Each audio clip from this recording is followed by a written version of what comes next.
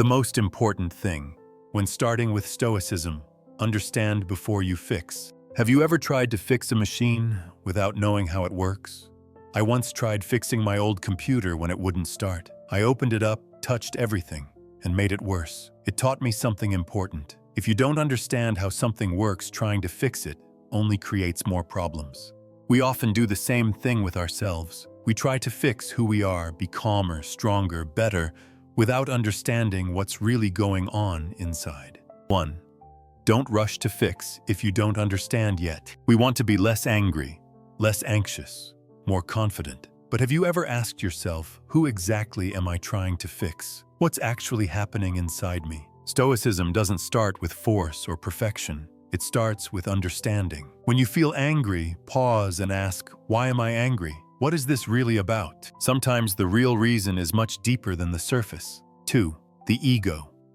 A part of nature. Just like gravity or light, the ego is part of how we function. It's not a bug. It helps us survive. The ego sets boundaries between you and others. It reacts to danger. It fuels creativity and ambition. But here's the key. The ego is not the real you. 3. The self. Not your true you. The ego constantly changes. I'm happy.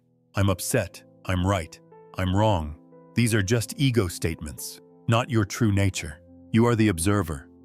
You watch the ego play its roles like an actor on a stage. Don't let it take over as the director. For example, when you feel insecure, recognize, this is just the ego reacting. I can observe this without becoming it. 4. The ego helpful but often misleading. The ego helps us survive and express ourselves, but it also creates confusion. It traps us in fear, anger, pride, or sadness. It convinces us that we are our past and that we can't change. That's like blaming a broken machine on one piece without understanding the whole system. 5. Mindfulness. Don't fix, just see clearly. You can't fix the ego using the ego. You don't need to fight it, just observe. That's mindfulness. Not judging, not reacting, just noticing. Instead of saying, I'm angry, try, there is anger happening.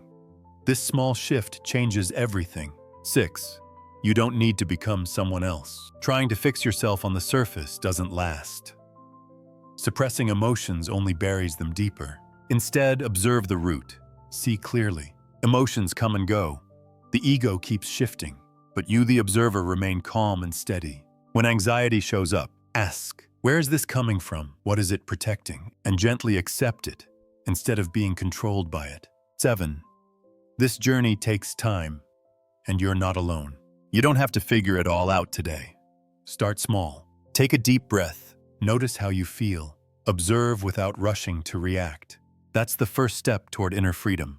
Conclusion. Stoicism is not cold. It's not about being perfect.